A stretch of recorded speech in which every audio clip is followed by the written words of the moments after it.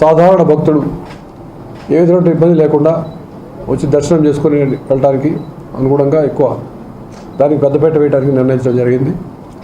సాధారణ భక్తులు ఏ విధమైన ఇబ్బంది లేకుండా అసౌకర్యం కలగకుండా వారికి మేము సెక్యూరిటీ పాయింట్ ఆఫ్ వ్యూలో అన్ని జాగ్రత్తలు తీసుకుంటూనే, అంటే ఫ్రిస్కింగ్ కానీ ఉంటుంది ఖచ్చితంగా, దాంతోపాటు అన్ని ఫ్రిస్కింగ్ కానీ వాళ్ళని చెక్ చేయడం కానీ ఉంటుంది. దాంతోపాటు వాళ్ళకి వీలైనంత తక్కువ సౌకర్యంతో మా సెక్యూరిటీ పాయింట్ ఆఫ్ వ్యూలో తక్కువ సౌకర్యం కలిగే విధంగా వారికి ముఖ్యంగా వాళ్ళు వచ్చేటువంటి ఆలోచన, వాళ్ళు వచ్చేటువంటి పర్పస్ సరిగ్గా సాల్వ్ అయ్యే విధంగా, వాళ్ళకి పర్పస్ అయ్యే విధంగా ఏ విధమైనటువంటి ఇబ్బంది లేకుండా వాళ్ళకి దర్శనం కలగాలని మేము మా ఎంటైర్ ప్లాన్ దానికి సంబంధించి ఉంటుంది. అదేవిధంగా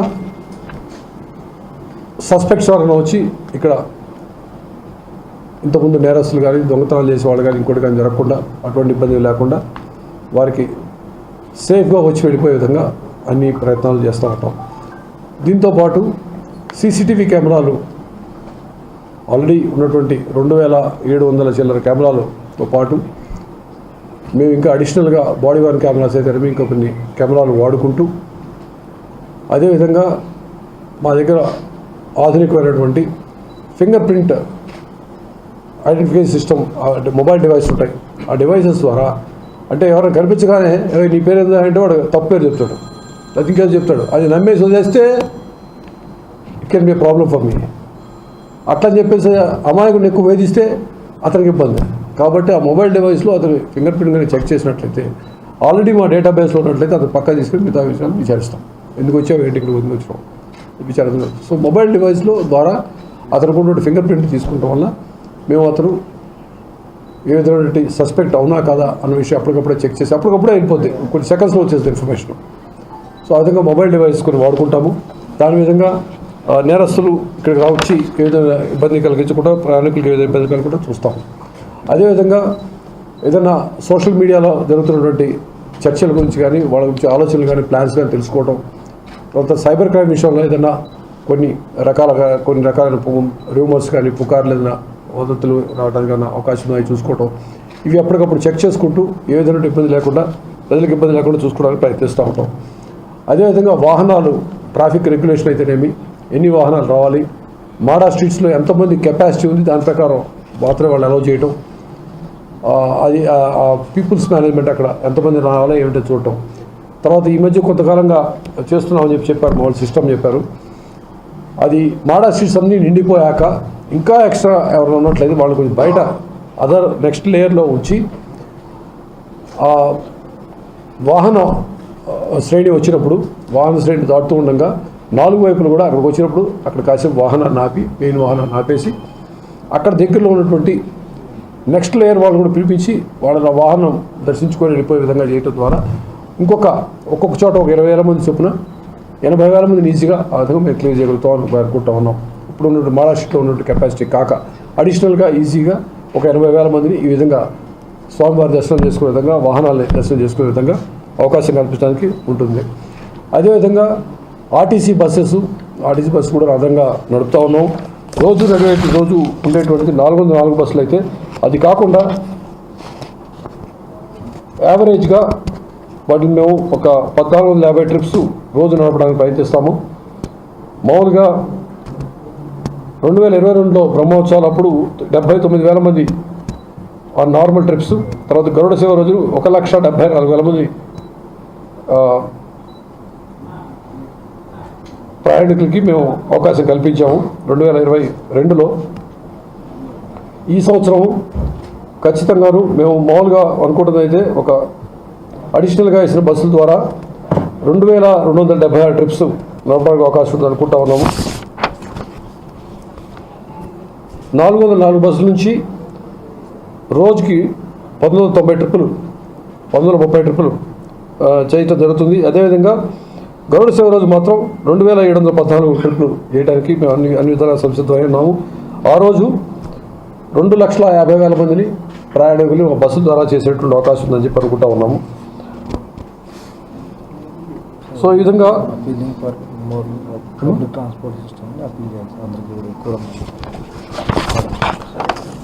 సో ఆ విధంగా అంటే ఆర్టీసీ కూడా ఇన్ఛార్జ్ ఉన్నా కాబట్టి అక్కడ ఉన్న బస్సులు కూడా అడిగితే అదనంగా బస్సులు పెట్టుకోవడం దానికి కూడా ఏ విధంగా ఎందుకంటే లాస్ట్ ఇయర్ నాకు బాగా గుర్తు నేను పోలీ ఆర్టీసీ చూస్తున్నప్పుడు సడన్గా కొంతమంది ప్యాసింజర్లు ఇరుక్కుపోయారు వాళ్ళకి అదనంగా బస్సులు వేయాల్సి వచ్చిందని చెప్పినప్పుడు అప్పటికప్పుడే మేము అదనంగా బస్సులు ఆర్గనైజ్ చేయడం జరిగింది.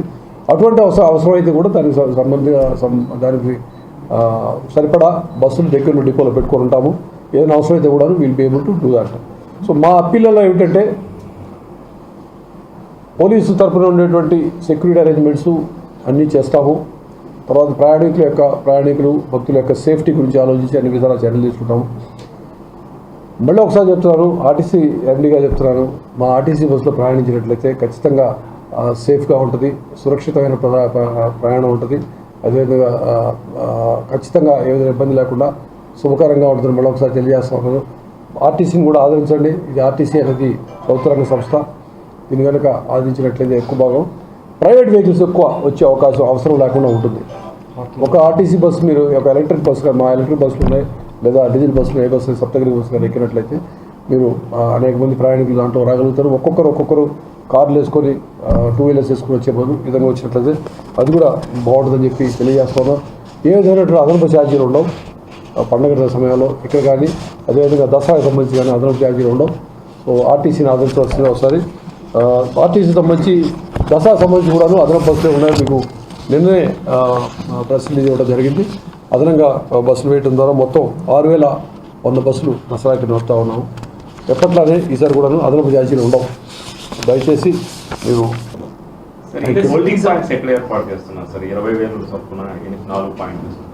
అంటే అది మాడా స్ట్రీట్స్ వెనకాల ఏమంటారు దాన్ని లేయర్స్ అంటారు, ఇంకో లేయర్ ఉందా స్ట్రీట్ అంటారు, ఇన్నర్ కార్డ్ అంటే దాని ఎగ్జాక్ట్ చెప్తారా? అంటే వెనకాల దాని మాడా స్ట్రీట్ వెనకాల ప్యారల్ ఉంటుంది. ఎగ్జాక్ట్ ఏంటి దాని ఉంటారు చెప్పండి. Queue line entry points already designated. దీనిలో ఆల్రెడీ క్యూ లైన్ వర్క్ జరుగుతుంది. ఎక్కడైతే మనకి డిఫరెంట్ ఇంతకుముందు ప్రీవియస్ దీన్ని మౌత్ని వెడల్పుగా ఉండే ప్లేసుల కింద నేను ఎస్పీ గారు పోయి ప్లేసెస్ ఐడెంటిఫై చేయడం జరిగింది. ఆ ప్లేసుల్లోనే ఆల్రెడీ క్యూ లైన్ వర్క్ కూడా జరుగుతుంది. సెక్యూరిటీ చెక్ చేసి మాడా స్ట్రీట్ మళ్ళీ ఇంకా ఆల్మోస్ట్ అంతే విడుతూ ఉంటుంది. దానికి మళ్ళీ అదే వెడల్పుగా ఇంకోటి ఉంటుంది అనమాట. ఏమండి రీఫిల్లింగ్ చేయడానికి అలాంటి సిస్టంలో ఇప్పుడు 2 lakhs Mada streets police department coordination లేదు. ఇది వాస్తవం కదా? వాస్తవం లాస్ట్ ఇయర్ నాకు తెలియదు కానీ ఉందని చెప్తున్నారు ఇప్పుడు. అంటే మాడా స్ట్రీట్స్లో చెప్పండి 2 lakhs వరకు మాడా స్ట్రీట్స్లో అకామిడేట్ అవుతారు. రిమైనింగ్ 4 డైరెక్షన్లో సార్ ఏదైతే ఉన్నాడో అందులో కనీసం మ్యాక్సిమం ఇప్పుడు ఆల్రెడీ బ్యారికేడింగ్ అవుతుంది. అక్కడ లగేజ్ లేకోకుండా అక్కడి నుండి చెక్ చేసుకొని ప్రాపర్గా మ్యాక్సిమం 4 ఎక్కడైతే 4 డైరెక్షన్స్ ఉన్నాయో అక్కడ తీసుకొని మ్యాక్సిమం ఇంకా ఎక్కువ భక్తులకి అవకాశం కల్పిస్తాం.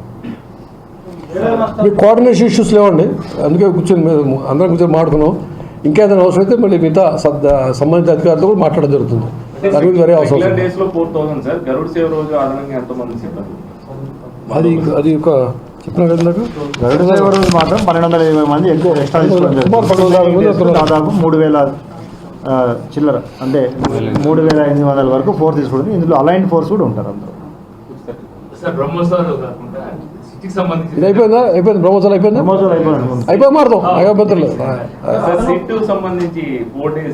ఓకే. ఇక్కడ ఒక సిట్టు అక్కడ ఒక సిట్టు ఇంకా బ్రహ్మోత్సవాల విషయాలు ఉన్నాయా? బ్రహ్మోత్సవాల విషయాలు అయిపోతే సిట్టుకి వెళ్ళిపోదాం.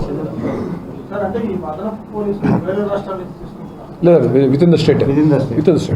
సార్ అన్నట్లుగా ఒకటి భక్తులందరికీ కూడా పబ్లిక్ ట్రాన్స్పోర్ట్ సిస్టమ్ని ఎంకరేజ్ చేసి పైన ట్రాఫిక్ అంతరాయం కలగకుండా ఉంటుంది. పార్కింగ్ కొంత మాత్రమే ఉంది కాబట్టి పార్కింగ్ అయిపోయిన తర్వాత ఖచ్చితంగా కింద హోల్డింగ్ పాయింట్స్ ఆపుతారు.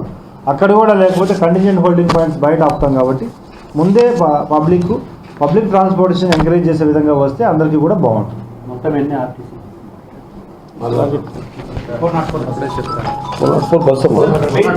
రోజు అంటే పైన పార్కింగ్ వరకు అలో చేస్తాం. ఒక 8000 వెహికల్స్ వరకే పైన పార్కింగ్ అనుమతి. అందులో 6000 దాటిన నుండి డిక్లేర్ చేస్తాం, కంట్రోల్ చేస్తాం. అందరికీ అప్పీల్ చేస్తాం.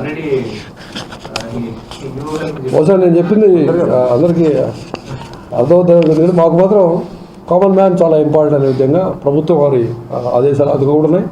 మాది కూడా అదే ఆలోచన. ఇప్పుడు ఇక్కడ కానీ నేను ఇంతకుముందు విజయవాడలో పనిచేసినప్పుడు కానీ సాధారణ భక్తుడికి పెద్దపీట వేయాలనేది ఇప్పుడు ఆలోచన.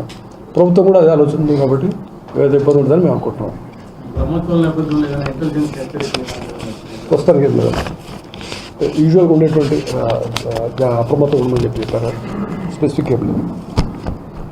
సిట్ విచారణ ఏదైనా